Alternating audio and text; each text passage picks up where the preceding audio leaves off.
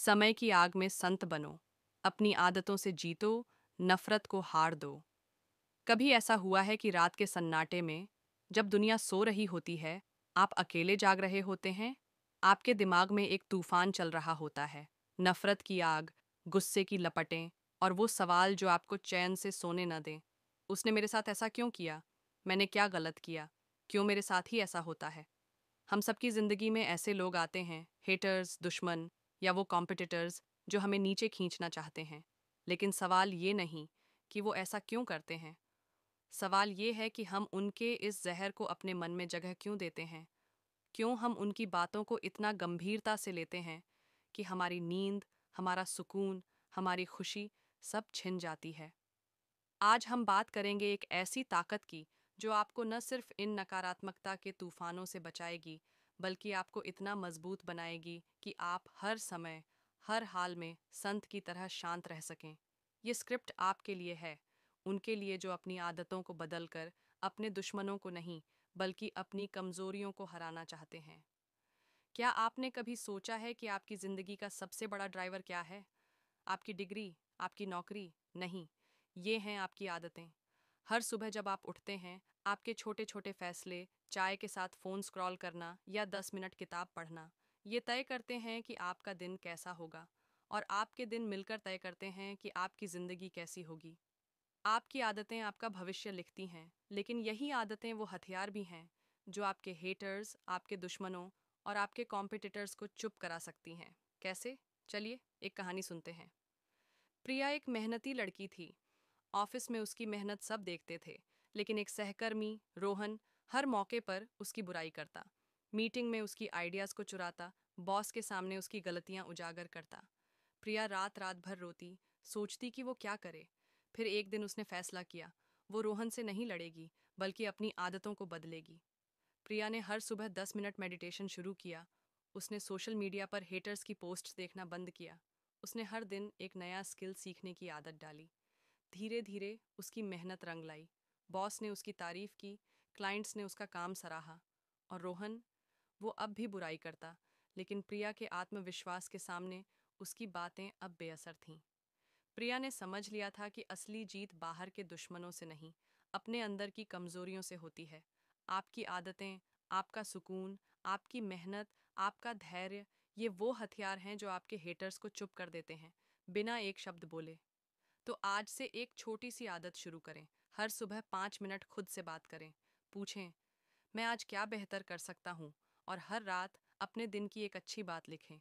ये छोटी आदतें आपके मन को शांत करेंगी और आपके हेटर्स को जवाब देंगी, बिना किसी जंग के। हेटर्स, दुश्मन, कॉम्पिटिटर्स, ये शब्द सुनते ही मन में एक अजीब सी बेचैनी होती है ना? लेकिन क्या आपने कभी सोचा कि ये लोग आपकी ज़िंदगी में क्यों हैं? क्या वो वाकई आपके दुश्मन हैं, या वो बस एक आईना है जो आपकी कमजोरियों को उजागर करते हैं? जिंदगी एक रेस है, और इस रेस में हर कोई अपने लिए दौड़ रहा है। लेकिन जब कोई हमें नीचे खींचता है, हमें गुस्सा आता है। हम सोचते हैं, उसने मेरे साथ ऐसा क्यों किया? लेकिन सच ये है कि हेटर्स या कॉम्पिटिटर्स आपके बारे में कम और अपने बारे में ज़्यादा सोचते हैं। उनकी नफरत, उनकी जलन, ये उनकी असुरक्षा का सबूत है, आपकी नाकामी का नहीं। अर्जुन का छोटा सा कैफे था। उसने दिन रात मेहनत करके उसे खड़ा किया था। लेकिन जब उसके बगल में एक बड़ा, चमकदार कैफे खुला, तो लोग उसकी तुलना करने लगे। अर्जुन का कैफे तो पुराना है, वहाँ कुछ नया नहीं है। ऐसी बातें सुनकर अर्जुन टूटने लगा। उसे लगता था कि उसका कॉम्पिटिटर उसे बर्बाद कर देगा। लेकिन फिर उसने कुछ अलग किया। अर्जुन ने अपने कॉम्पिटिटर से जलने की बजाय उससे सीखा। उसने अपने कैफे में वो गर्मजोशी डाली जो बड़े कैफे में नहीं थी। उसने अपने ग्राहकों से दोस्ती की, उनकी कहानियां सुनी, और धीरे धीरे लोग उस बड़े कैफे की चमक छोड़कर अर्जुन के कैफे की सादगी की ओर खिंचे चले आए। आपके हेटर्स या कॉम्पिटिटर्स आपके दुश्मन नहीं हैं, वो आपके टीचर हैं। वो आपको दिखाते हैं कि आप कहाँ कमज़ोर हैं, कहाँ सुधार की ज़रूरत है। उनकी नफ़रत को पर्सनल न लें, उसे एक चैलेंज की तरह लें। अगली बार जब कोई आपकी बुराई करे, तो रिएक्ट करने से पहले रुकें, एक गहरी सांस लें, पूछें, इसमें मेरे लिए क्या सीख है? और फिर उस सीख को अपनी ताकत बनाएं। आपका सबसे बड़ा जवाब आपकी मेहनत और आपका सुकून है। समय जैसा भी हो, संत रहना सीखो। ये पंक्ति सुनने में आसान है, लेकिन करने में कितनी मुश्किल। जब दुनिया आपको नीचे खींच रही हो, जब हर तरफ से नकारात्मकता आ रही हो, तब शांत रहना, ये कोई जादू नहीं, ये एक कला है। और इस कला को सीखने के लिए आपको अपने मन को समझना होगा। शांत रहने का मतलब ये नहीं कि आप कमज़ोर हैं। शांत रहना मतलब है कि आप इतने मजबूत हैं कि बाहरी तूफान आपके अंदर की शांति को हिला नहीं सकता। लेकिन ये शांति आती कहाँ से है? ये आती है आत्मनियंत्रण से, आत्म जागरूकता से।